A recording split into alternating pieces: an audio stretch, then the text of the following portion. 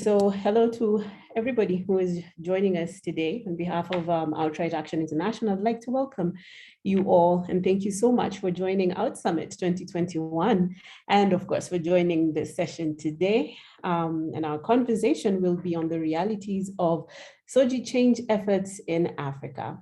I am Yvonne Wamari. I'm the Africa Program Officer for Outright Action International. I'm joining you from Nairobi, Kenya, and I will be moderating today's discussion. So just a few things before we begin. Please feel free to post your questions in the Q&A, and you can do this at any time during the discussion, and then we consolidate all those and we'll address them during the Q&A session at the end of the presentations. We'll have 15 minutes for that. So as we begin this conversation today, I would like to give you some context for this session. So in Outright Action International carried out a research to establish the global reach on so-called conversion therapy or SOGI change efforts or SOGI change practices. This report was released in 2019, and our findings suggested that the efforts to repress, change, or cure diverse sexual orientations and gender identities are occurring nearly everywhere in the world. And although the SOGI change efforts have been well documented in the West, especially in North America and Australia, no in-depth study had been undertaken to characterize the nature and extent of these damaging and harmful practices locally. So in the same year, 2019, Outright, working in partnership with local partner organizations in Kenya, Nigeria, and South Africa, embarked on a project to build a body of knowledge on SOGI change efforts in these three countries to inform advocacy towards a complete ban or eradication of these harmful practices in all its forms within those countries and beyond in the rest of Africa. So today we have with us our partners from the Initiative for Equal Rights in Nigeria, the Gay and Lesbian Coalition of Kenya from Kenya, and Access Chapter 2 from South Africa to demystify SOGI change efforts in the African context. So we are joined today by Lorna Diaz, who is a media consultant and social justice activist with 15 years experience in policy engagement and advocacy around governance, human rights, and HIV. She is an AusAid Australian Leadership Award Fellow, and she has contributed to several publications on violence, sexual health, and human rights for sexual and gender minorities, sex workers, and people who use drugs, and has supported the development of key national and institutional policies and manuals since 2008. Lorna is currently the executive coordinator of the Gay and Lesbian Coalition of Kenya.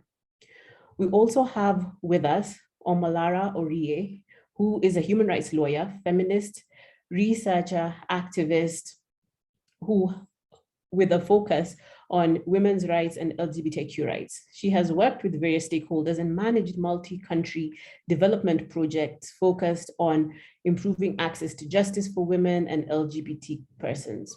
Omolara is an experienced attorney and actively employs the use of strategic litigation in the advancement of human rights and achievement of social justice gains.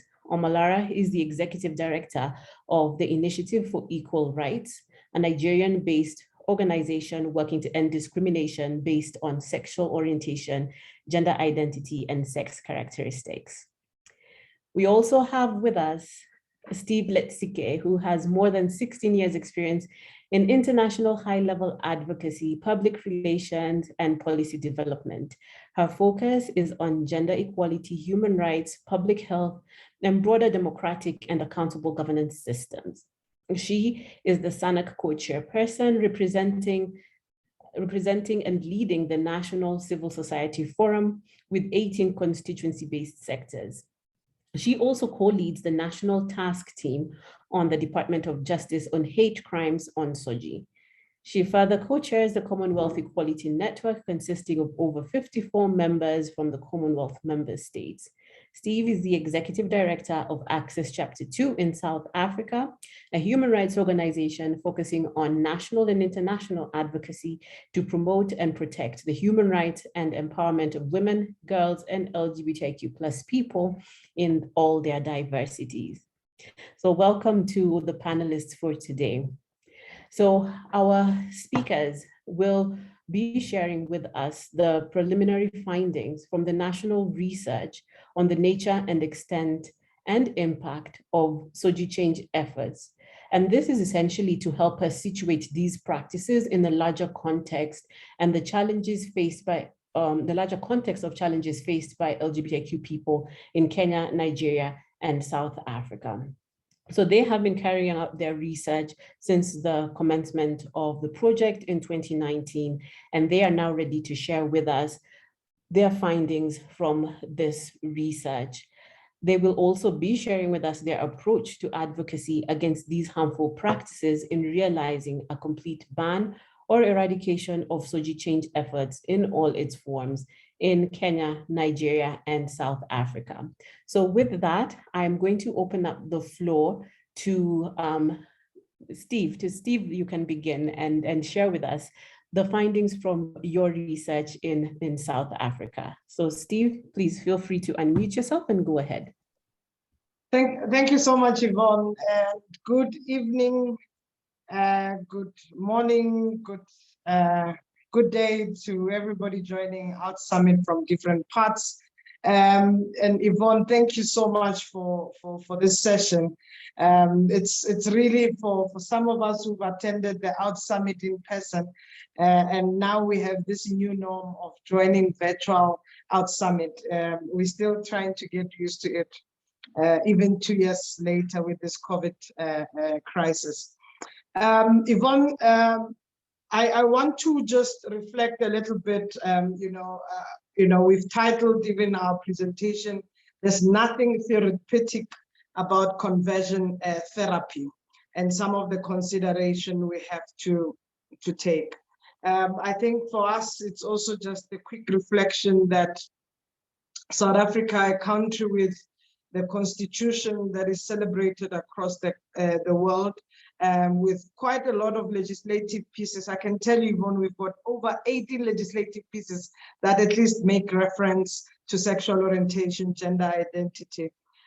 So when we started actually with the conversion practice or anti-conversion practice program, we first had to,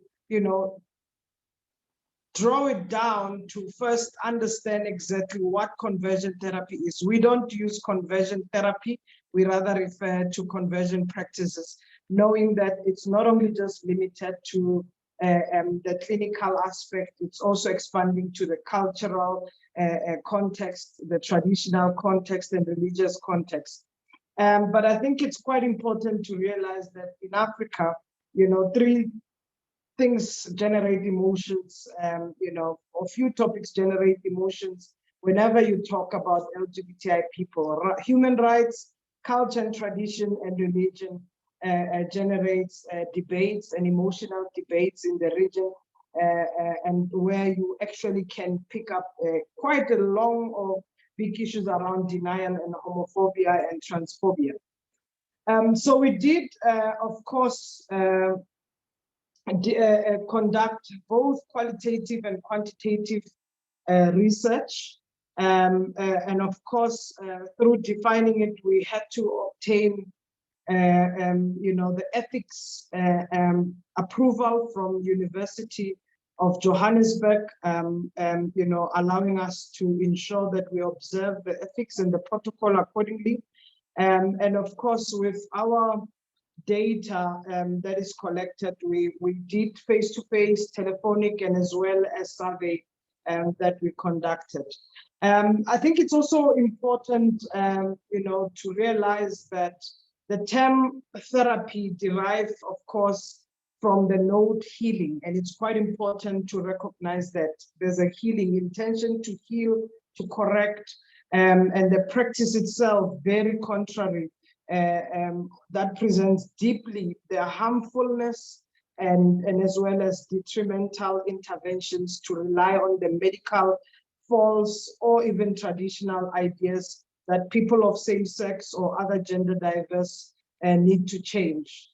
Now, in our research, of course, we have looked at who are the practitioners, and this came out from the findings. The practitioners of conversion therapy includes mental health workers, your psychologists, your counselors, religious leaders, medical practitioners, family members, community members, traditional health practitioners or traditional healers.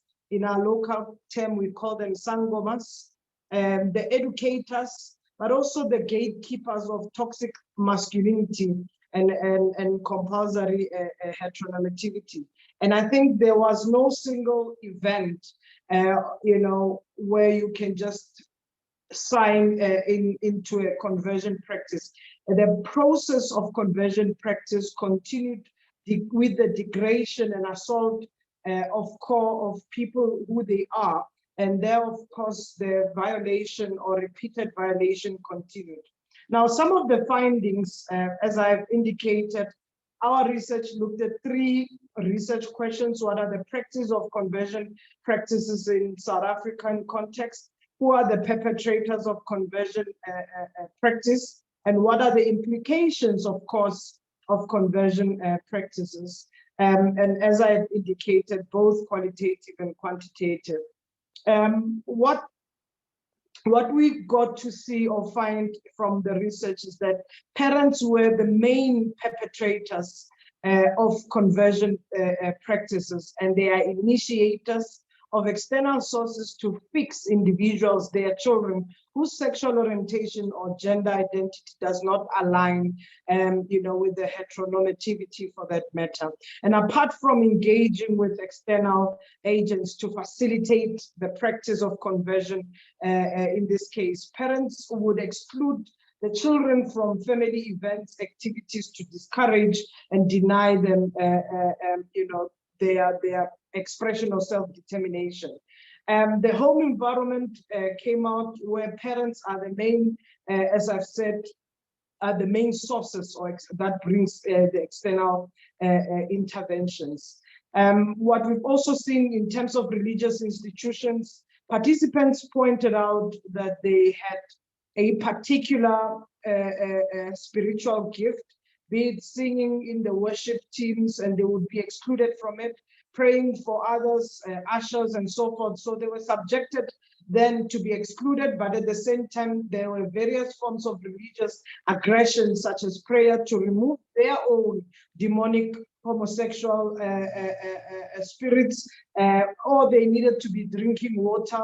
And in the traditional healer space, they were subjected to go bath, wash in the river, drink,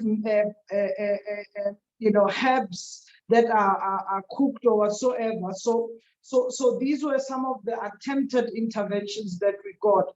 And as well as within communities, I mean, this is consistent, and it's known that even violence and gender-based violence, South Africa has the highest rate of gender-based violence and rape. But we have had, for the longest time, for over 2 decades, we've seen corrective rape as a measure of attacking Black lesbian women in particular, or trans or visible individual. And where we've seen murders, and that also contributes to that. But also the impact of conversion therapy that we've seen. Participants reported a range of negative outcomes, including depression, anxiety, self-hatred, low self-esteem, and in worst cases, suicidal ideation, which came out a lot also in this research. The research had quite different age groups. So we've had between 25 to 36, which were most participants, and majority of them being in Gauteng, and then the rest also coming out from other provinces. We've also had few participants who were coming out from other African countries who participated in the research itself. I think maybe just so that I save time, But just so that I indicate, let me just get one or two quotes, because I think these are narratives of conversion practices. And I'll start with the one narrative of conversion practice at home, where one participant said, "My father used to beat me up when I came out. The violence persisted until he got to know that we exist. I was raped by my boyfriend then, when he realized I was in love with another woman and not him." And then you also look at another narrative from religious setting. "My father is a bishop. He made me to stay at the village with a river. Every morning we had to be bathed with herbs in the river. I had to stay as long as I confessed that I'm a lesbian and I needed to be cleansed. I was not allowed to be close to my siblings because the demon would also affect them. At home, I was confined to my room because I was shameful to the family, and I would tarnish the image of the family, including of my father's bishop status." So I think, you know, Yvonne, our research, I mean, the findings will be shared with everybody, but 58% of participants who participated had experienced conversion practices, and this was forced on them, and that's a reality that came out. 47% experienced conversion practice under the age of 18. So you can realize this is also related to young children, youth, adolescent persons, and also again realizing that you know, it really happens early and consistent and affects somebody following them to their adulthood, for that matter. So I think these are some of the highlights that I wanted to share with you as part of our research findings. I'll share as we continue. Thank you. Thank you so much, Steve. And I like how you mentioned that, you know, it is a process, that the conversion practices or the SOGI change effort, it is a process that degrades and assaults the essence of an individual. And that is something that we should really take forward with us and take home with us as we go forward in the work that we are doing, and for those who come on board in the work that we are doing, just to realize the nature of the harmful practices that individuals have to go through. From here, I'm going to move on to Lorna Diaz from Kenya.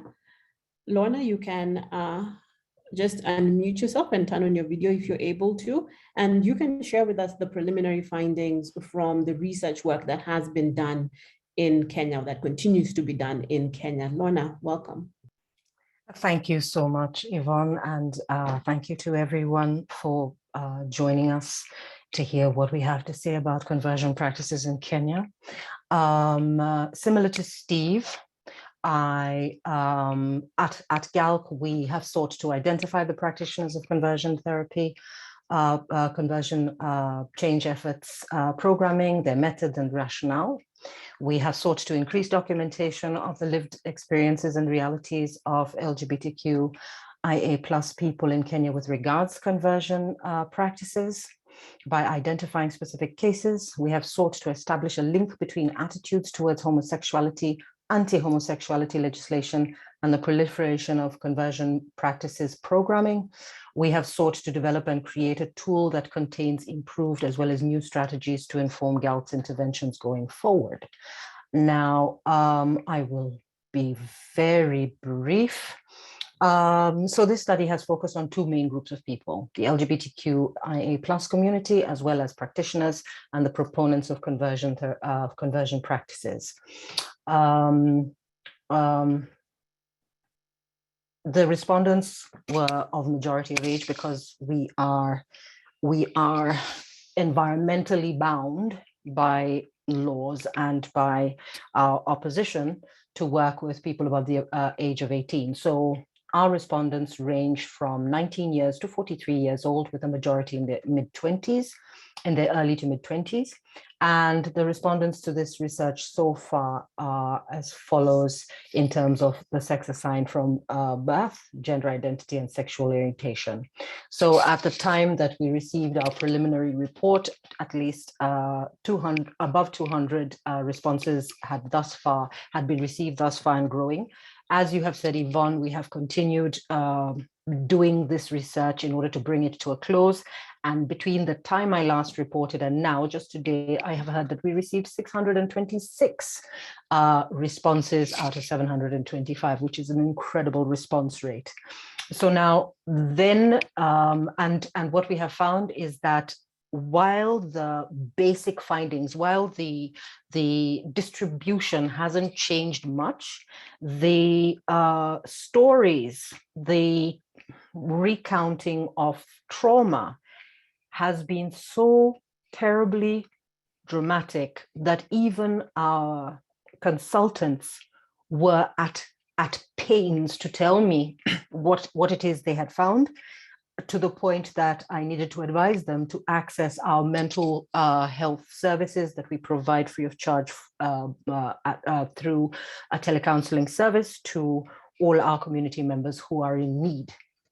So now, at that time, about 70% of the respondents were aware of the existence of conversion practices. Out of that 70%, a number of respondents were familiar with the different kinds of practices, whether by religious institutions and leaders, licensed health practitioners, teachers, family members, etc. So about 60% of respondents know conversion. In fact, that has gone up. It has gone to above 70% of respondents know conversion practitioners in Kenya. And these practitioners, which is fairly alarming, include at the top of the list, healthcare professionals, followed by religious leaders, family members, family friends, educational specialists, and media personalities. Conversion practitioners, conversion effort practitioners mainly advertise their services by word of mouth, sermons, and other talks. So now the lived experiences of the community. So practices against individuals increase in intensity from the moment of discovery, starting from family talks and conversations, and then they escalate to counseling and prayer, and then to violence and economic duress. And when these don't work, ostracizing the person. In the long term, it was observed that the family gave up on most respondents and ostracized them. We have some recounts, we have some information, some quotes. So now the second thing that we found was that there is a pressure for quick social conformity for respondents who were outed or unknowingly discovered by their family members, followed by the process described in my previous finding. So folks just wanted people to change. I have mentioned ostracism from family. What we have also found is self-ostracism and the respondents looking for and finding new family and community. From those were just the key sort of things that came out of it. And then we saw what methods were applied during conversion practices, and those include prayers ranging from a few hours to 6 months because of the supposition of demonic possession, beatings and torture, which amount to cruel and inhuman and or degrading treatment to enforce conformity, and horror stories around that. Medical interventions of a variety of kinds. We have found economic duress, where persons are cut off financially. Coercion, definitely coercion into sex relationships and marriage with the opposite sex. False imprisonment by locking people in homes or churches or camps. There are some, what we found as well, which is something that I mentioned even prior, was we have some respondents who believe that conversion therapy works, but should be safer. And that brought up a whole lot of questions from us around what exactly do people understand about the violation of basic human rights. So that conversation has opened up a plethora of areas for discussion, including and not limited to what experiences do Kenyans themselves go through from when they are born through to when they are now adults. And there's a recent Twitter thread that was speaking about the beatings of children, and the comments therein were just as horrifying as the comments and the responses that we found from folks responding to our questionnaire. So what we also found was that many respondents had chosen to undergo conversion practices because they believed they were not normal or had mental health issues, or because they valued social and family conformity that much more than affirming their sexual orientation and or gender identity. So that is just a very quick snapshot. I would be very happy to share widely of our final report. We have since even interviewed the practitioners themselves. However, that information is there's still a few respondents left. And so we are gathering that information, but it's already looking rather horrifying. And we will certainly share this with anyone who's interested, including with Outright, our partner. So how these practices impact, it's similar to what Steve has mentioned. So what I would say is measures that can be taken to achieve a ban. There's no one fit, because this takes place at various levels. So we would have to address the medical arena and find policies in there around no harm, doing no harm, leaving no one behind, ethical practices, and whether the practitioners believe that they are helping, because some of them do imagine that they are helping. We would need to look at the religious services that are offered. One of the tales recounted was where this young man was taken to a camp where the imam pressed his fingers between two bits of wood, and every time would crunch the pieces of wood together, causing this person pain until they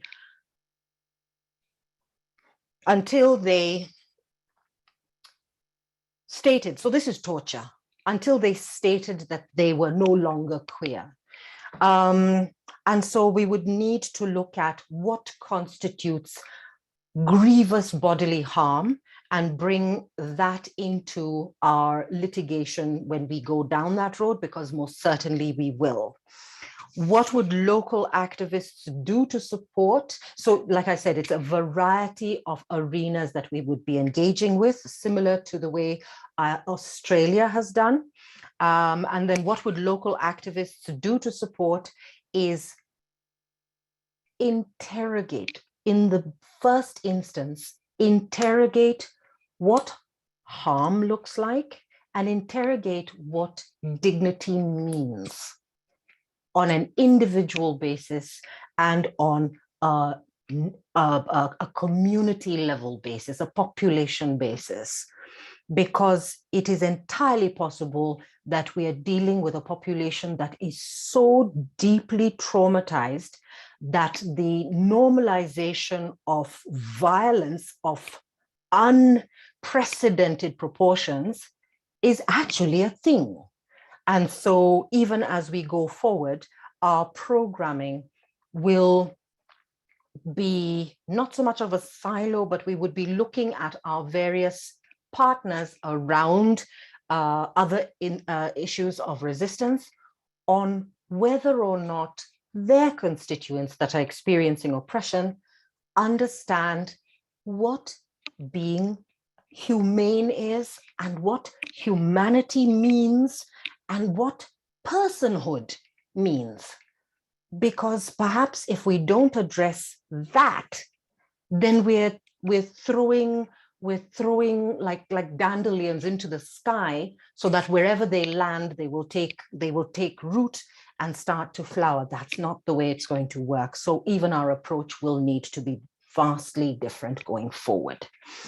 And with that, I would like to thank you very much for hearing me out, and I'm open to questions, should there be any.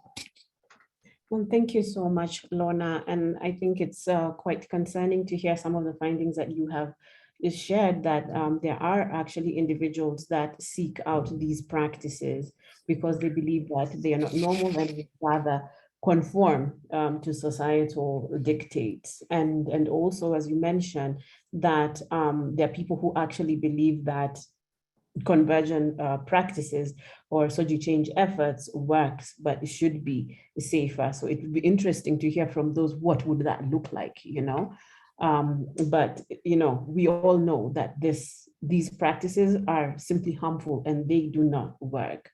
So with that, I'm going to move on to Omalara, and you could share with us your findings. So just feel free to unmute and proceed. Hello, everyone. I'm happy to be here. I will jump in quickly and start with the scope of our research in Nigeria. So the scope of our research, we carried out this research in all the 6 geopolitical zones of the country. The community survey obtained about 2,000 persons across Nigeria.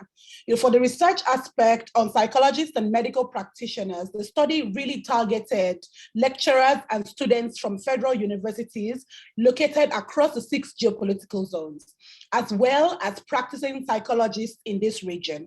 In the same manner, the research involving the religious leaders drew participants from different zones, right? So in essence, the scope of the research work is Nigeria. We went across the country because we wanted to see, a snapshot of what the practices looked like in different parts of the country, right? So our study actually is a 3-pronged study. The first part, we shared the findings. The second part, we shared our quantitative data. And in the last part, we shared our qualitative data. It's about 90 pages, but I promise you, I've read it twice, and it's just heartbreaking and inspiring at the same time. Let me talk about our objectives. The objective of the study was to determine the nature, the extent, and the impact of conversion practices on persons with diverse sexual orientation, gender identity in Nigeria. From this objective, we were able to bring to light the forms of violence that occur. Then we also laid a good background for evidence-based advocacy to ban conversion practices in Nigeria. Basically, we expect that this study, by the time it is made public, will encourage efforts to put an end to all methods of conversion practices. I'm going to share briefly about our findings. Like Lorna said, we will be sharing the report widely.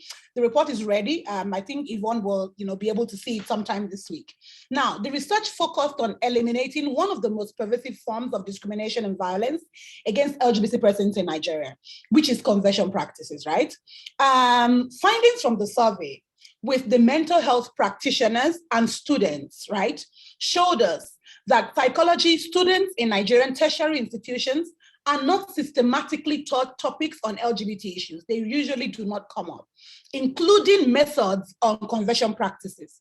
This actually shows us that there is an absence of uniform knowledge, right, noted among the survey students, because some people were like, oh, we don't know about that. And some people are like, oh, we know about that. However, what we found out after talking to the lecturers and all of that was to find out that these students are actually not taught these topics in school. Our findings also suggest that conversion practices are not widely practiced among psychiatrists, but that the practice does exist among some psychiatrists and psychiatric institutions in Nigeria. And we think that this is the level of admission that people actually gave. A lot of them were a bit coy about these realities. Most of the licensed psychiatrists we spoke to have a good knowledge of conversion practices, including an awareness on homosexuality and the fact that it is no longer listed as in the DSM as a mental illness. And this, and this obviously we know is wrong, right? However, there are a lot of denials about the extent of the practice among themselves and these institutions. So even though the denials were expressed, we noticed that there were views, that tended to support the perpetration of conversion practices in Nigeria. One of the findings we also got was the nature of conversion practices. We found in this research that there are a variety of practices adopted under SOGI exchange efforts in Nigeria. Generally, conversion practices are either aimed directly at changing sexual orientation and gender identity and/or geared towards teaching victims to suppress and not act on their same-sex desires and attractions. The different methods of conversion practices are not usually practiced in isolation. That is what we found. In many cases, we notice that perpetrators utilize the combination of methods. Number one, coercion from family, friends, or other social groups, physically, mentally evasive methods from mental health professionals and/or religious teachers. I remember clearly that from the focus group meeting we had with the religious leaders, quite a number of them, about 80% of them, advocated non-violent methods of conversion therapy. However, the conversation went on, we started to see, their real ideas coming out around these practices. I'm going to go on quickly. These practices go on in different areas, including religious houses, medical, mental health facilities, within private homes and institutions. One of the most interesting things about this research for me was the fact that we found out that these practices also occur in prisons. When persons are arrested because of their sexual orientation, either actual or perceived, we notice that when they get to prison, there are conversion efforts which are seriously violent. For example, in Kano, a city in northern Nigeria, the religious police arrested 15 people at a party in 2020. The deputy commander of this religious institution said, and I quote, "We arrested and transferred the errant students to our correctional center at our headquarters. There, they will be reoriented and their perception will be changed." And that is a huge admission, from where we are looking at it. We notice that these practices are, the methods that are used are, they range from physical, bodily harm to mental, to psychological harm. And we also notice that families are huge perpetrators of this conversion therapy. Just like our folks in Kenya, we noticed that people also subject themselves to these processes, either because they're feeling social pressure or they're feeling excluded from their family and loved ones. Now, one of the things that we looked at also was the effect of conversion practices. We asked the question, does the change occur? The impact of SOGI exchange effort is harmful, but more than harm, they are structured for prejudice, discrimination, harm to people and their lives in a way that they flourish. What happens with this effort is that it leads to depression, anxiety, guilt, strong feelings of shame, and sometimes these things lead to more dire situations like suicide and self-harm. Because these efforts have been proven to be ineffective, many victims experience heightened internalized homophobia and self-hatred. Many times when people go through this process, and especially the ones who have put themselves through the process, they expect a change. When they come out and there is no change, the self-hatred, the internalized homophobia goes up, and this becomes emotional, physical, psychological self-harm.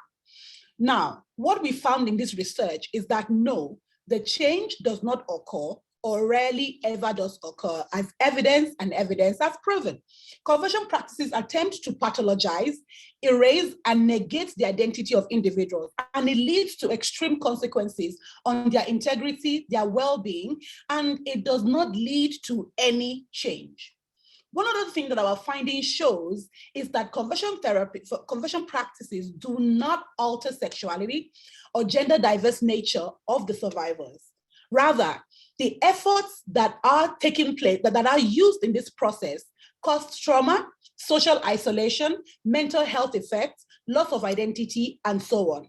So a survivor of conversion practices who works with other survivors stated, and I quote, "I have worked with maximum security prisoners, yet the people who have been through ex-gay programs are some of the most psychologically damaged people I have seen in my life. I have a client who went through 35 years of this program, and I'm still working with them to restore their dignity." So like Lorna mentioned, right? There is a question to be asked about what dignity means in Africa. I would like to share, an extra reading that I found, in the process of this work, written by Dr. Sogoro at the University of Pretoria. Basically looking into what dignity means to us as an African continent and juxtaposing that with international human rights law on dignity and how all of this can be applied to the LGBT community.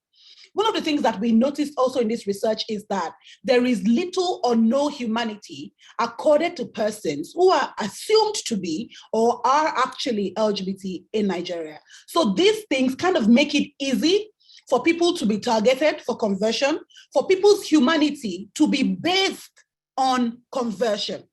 So you don't access your humanity or your personhood except you conform to these, standards of forced heteronormativity and other things that society, has to offer. So our research is deep and expansive. And sometimes when I take a look at it, I'm like, oh my God, this is serious. But this is just a snapshot of it. These are our findings. And, when the research is ready, we'll be very happy to share with everyone. Like Lorna said, I'm open to questions as we go along. Thank you so much.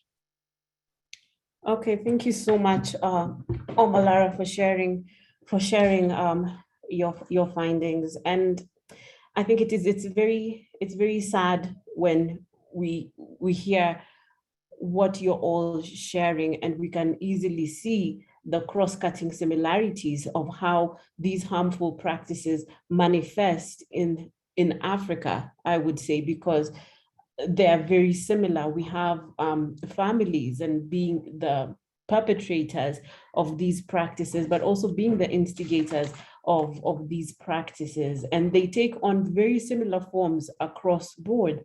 And I think the most painful thing is that there are actually people who feel that deep desire to seek out these practices. And when it doesn't work, then it leads to further trauma because they had an expectation going into it.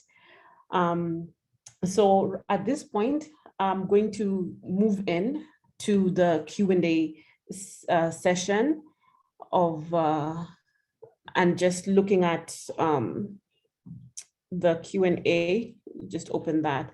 Okay, so we have a question for you, Omolara, from Julie Dorf, and the question is, did you get researchers actually in the prisons? This is based on the findings that social change efforts actually happen in prisons. So just feel free to unmute and then you can proceed. And before you answer, I'll just like to let our participants know that please feel free to put your questions in the Q&A and we can now respond to them. Thank you. Yeah, to answer Julie's question, I literally just typed in the chat box, but I'm happy to address the question here. So one of the things that we did was to interview former detainees. As you know, at TIERS, one of the things that we do is work around access to justice, and we do legal representation for persons who are being discriminated against or arrested by the justice system based on their actual or perceived sexual orientation. So we did not go into prisons, because that would, that was not possible at the time, also given the COVID time and all of that. Well, what we were able to do was interview former detainees. Personally, I know by name about 70 former detainees in Nigeria. I've done this work for about 5.5 years, and I have been in and out of prisons, in and out of police stations. And one of the things that I know is that every time we go there, even when I go to the prisons, in fact, there was a time, this is an anecdote, there was a time I had to go to the prison to start a rumor.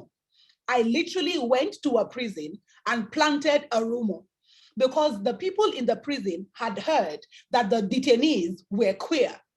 And it became a whole thing where the prisoners themselves had them on punishment in the hopes of changing their sexual orientation. So I went there and started a rumor that one of them was celebrating his wedding and a fight broke out. And that kind of circulated, and the whole thing kind of died down a little bit. But one of the things that we did in this research was to ensure that we speak to people who were former detainees, either people who were awaiting trial or people who were incarcerated for whatever other reason, and the sexual orientation became a topic, and this is actually what we've got. Another thing that we were able to do was to actually get direct statements via the media, for example, of these institutions admitting to something like that. And that's why I quoted the religious police in Kano. It's in the report as well. We quoted, all of those admissions, the admissions to reorienting people. In fact, in one of the cases that we dealt with, I think it was the case of the 57, no, it was the 42 in 2017, the magistrate sent them to community service and sent them to state-ordered therapy in order to change their sexual orientation. And that's one of the lighter sentences that we have gotten so far. Many times people stay in prisons for long periods, but that magistrate sent them to community service, but also ensured to enclose a level of therapy in order to change their sexual orientation. All of this is enclosed in the research. Thank you. Thank you so much, Omalara. So there's a question on when these reports will be made available. And Steve, I see that you have responded and said that you will be sharing the report online by December 10th. Omalara and Lorna, when will the reports be made available? So for us at TIERS, the report is in the design stage. So we are thinking that by the time we have the national symposium that we hold at the end of the year, it will be launched as well. So by the 18th of December, we will have the reports and it will be circulated. Okay, thank you, Omalara. Lorna? For us, we are in the process of bringing together the final responses. A conservative estimate would be in the week of the 17th through to 21st January 2022 would be the time when that is readily available online, having passed through our partners in the first instance. Okay, thank you so much, Lorna and Omalara. We have another question from Ami Bishop, and this is to all the speakers. In most countries, it is especially difficult to address the perpetration conversion practices in the context of faith. That is, freedom of religion is often used as a defense against any attempt to stop these practices. In your context, what sort of strategies can you envision using to address faith-based SOGI change efforts? So I will open that up to whichever panelist would like to go. So just feel free to unmute and respond. I think I would like to attempt that question in the sense that one of the things that I think about when I think about individual or siloed issues on the African continent is the question around who we are as a people, what are our values as a people, and how much of what has been lost in the process of colonialism and neocolonialism are we able to recover? Because the concept of dignity is warped. The ideas around these things are fundamentally broken. And it's not just in the churches, it's in the streets, it's in the families, it's in the homes. Conversion practices, to me, is only a symptom of a bigger problem. It's the symptom of a broken value system. It's a symptom of a disconnect in humanity and dignity and how it must accord to people who are different. In Nigeria, for example, conversion practices are not only practiced toward people who happen to be, to be queer. Women who have not gotten married at a certain age are also subjected to conversion practices. They are delivered of the demons that have told them not to get married. Women who are unable to bear children for whatever reason, even if that reason is that they are choosing not to do that, are subjected to these practices. So there is a far-reaching question of who are we as a people and how do we approach the question of dignity? So I think that, ending conversion practices in religious spaces cannot be an isolated discussion. It has to actually involve all the facets of our thinking in terms of what human beings are and what qualifies a person for dignity. Right? And so that is really what I think about when I think about, ending conversion practices in religious institutions. It will take a long time. It will take a commitment to changing and emancipating our mindsets. It will change, it will take quite, a bit of effort to educate people that human beings are different and how we all experience being a human being is different. I always say that, when the colonialists, for example, came to Nigeria, we are 500 ethnic groups, but we were divided into two, Southern Protectorate and Northern Protectorate. These things do what? They ensure that people cannot have different personalities. It just puts that mindset that you either belong here or there. And these ideas can be actually transposed into the concept of forced heteronormativity and the fact that people must either be straight or be this or be that to qualify for dignity. So there is a big question to be asked. When Lorna mentioned the issue around beating children, it really triggered me because that is a conversation that's happening in Nigeria at the moment as well. And you will see adults fighting for their right to harm kids, to harm children. So we really need to think about who we are as a people, the concept of dignity, and basically begin to look at these things and how we approach them. And this might help in religious institutions. Thank you so much, Omolara. Lorna, I see you're unmuted. I will give you... All I want to say is there is no topping what Omolara has said, because number one, she has spoken from my mind, from my heart, from my soul. It is everything. She has just said everything. Yes. So thank you so much. Steve, would you like to contribute to that response? I'll give you I completely agree that Omolara had covered all the bases. But what I wanted to add, taking lessons from, countries with legislative framework that is supposed to protect the dignity and integrity of people, and that's supposed to also respect the rights as enshrined in the Constitution. You find this taking place even in the context where there's the protection measures in place. But what Omolara had mentioned is the deep-rooted issues, and these are social issues because it's attitude, it's behavior, towards LGBTI person. And the fact that we can't take away, from the long history of prejudice and the intersectional lens that we constantly always have to battle with. And this intersectional lens had actually drawn into this contribution of fear, hatred, but also of discrimination and victimization, and absolutely violation of persons in this case.